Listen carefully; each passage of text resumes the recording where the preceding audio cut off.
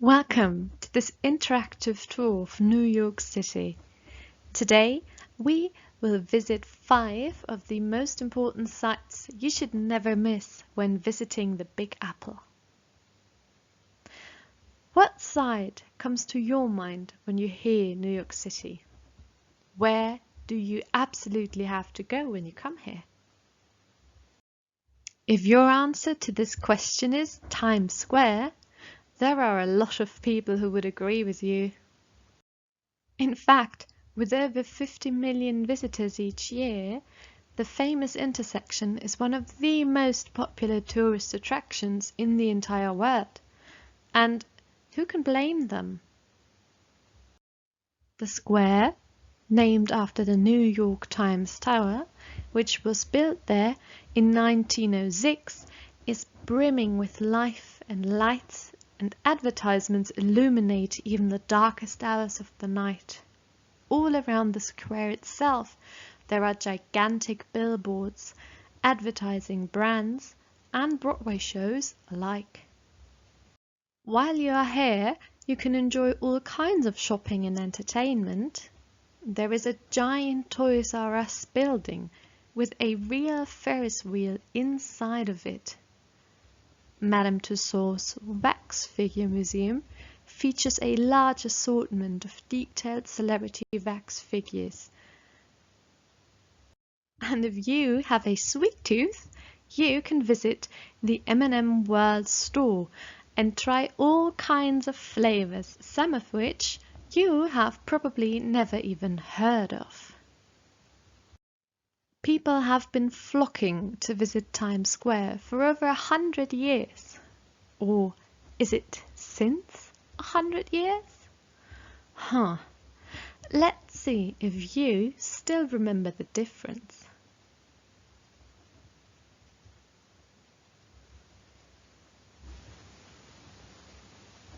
Oh, you're back. Hi. We should move on. It's getting a little crowded in here. Let's go get some fresh air. We can hop on one of the little boats in the harbor and drive over to Liberty Island. Can you guess which incredibly famous New York City site has its home on Liberty Island? Of course, it's the Statue of Liberty. With a height of almost 100 meters from the bottom to the tips of her torch, Lady Liberty certainly won't be able to ride any roller coaster. But that doesn't seem to bother her. In fact, her proud expression and seemingly odd placement in the middle of New York City's harbor is not by accident. You see, when people immigrated to the United States before planes were the most popular means of transportation, people had to go by ship. Can you imagine spending weeks on a ship and seeing nothing around you but water, and then suddenly a figure appears on the horizon, a statue. She is holding up the torch of enlightenment, brightening your way to freedom, and suddenly you know that you've made it. What a feeling that must have been. Nowadays, there are countless skyscrapers around the statue, making it almost disappear in the skyline. But it is still New York's most famous landmark. Did you know that you can actually go inside of the statue? You heard me right, you can go inside of her.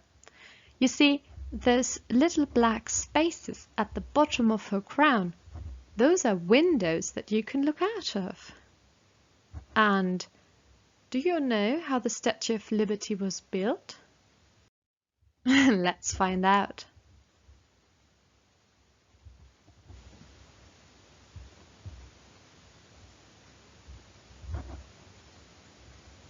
Isn't the story of the Statue of Liberty fascinating? I love learning these little sparks of history. But now I'm getting really hungry. We should find a nice spot to have lunch.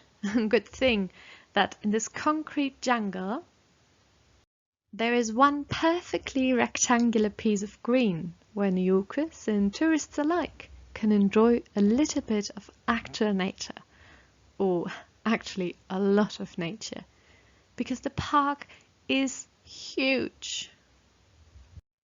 It contains large open spaces and meadows, an ice rink for ice skating during the winter time, a pond, and even an entire zoo. New Yorkers love to come here for jogging, soaking up the sun, to do some yoga on the grass, or have a picnic with their friends. Yesterday, I walked by and saw some friends waiting for another person who seemed to be late. Let's take a look.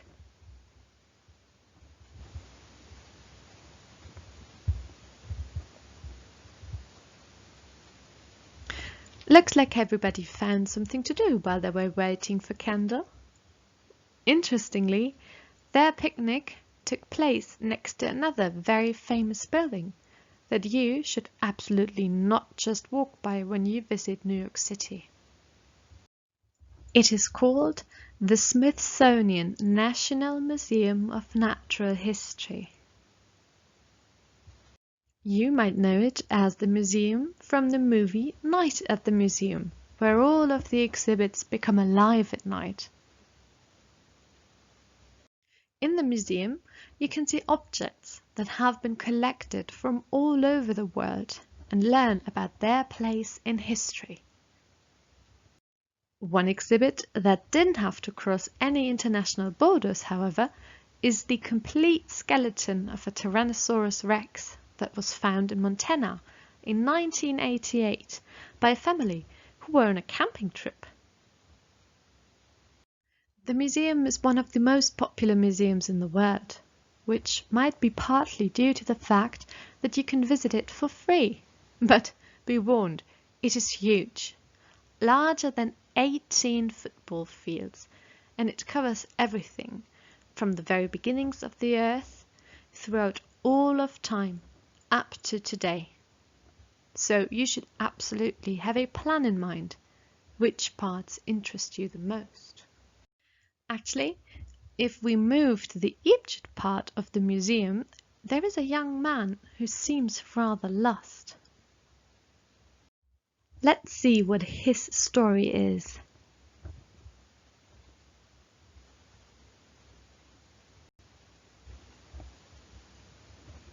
So, how do you think Kate and Adam's first meeting went after that? Do you think that Kate could spark an interest in history in Adam? Maybe they took a little stroll through Central Park afterwards. Or maybe they went to see a movie. Thousands of movies have been filmed in New York City, and in many of them, the city is almost like another protagonist. One that comes to mind immediately is King Kong. You know, giant ape, fights airplanes, who's the real monster, etc., etc. Typical everyday problems. Well, in this poster for the movie, we do not only see the Kong, but also the last stop on our New York City sightseeing tour. Do you know its name? It is the Empire State Building, and it used to be the highest building in all of New York, until the One World Trade Center took that spot in 2014. Still, it is super tall. 102 stories, or almost 450 meters high. Thankfully, there is an elevator. Can you imagine what happens when that thing breaks and your drop is somewhere on floor 98 and you have to take the stairs all the way up? By the time you've made it up there, and that's if you make it up there without dying of exhaustion, your workday is over and you can turn right around and roll yourself back down.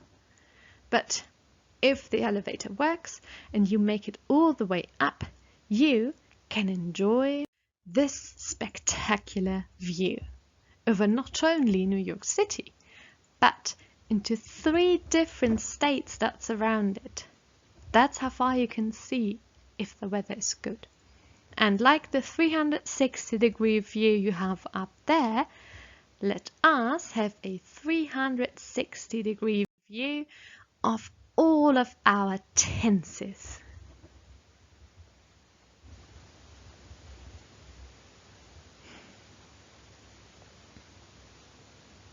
That was our virtual tour around New York City. Did you learn something new today? Which site would you like to visit in real life, and why? Is it one of these or a different one? Please write a short text of around 10 to 20 sentences where you answer these 2 questions and upload your results to Moodle. I am looking forward to seeing you all again, and have a nice weekend!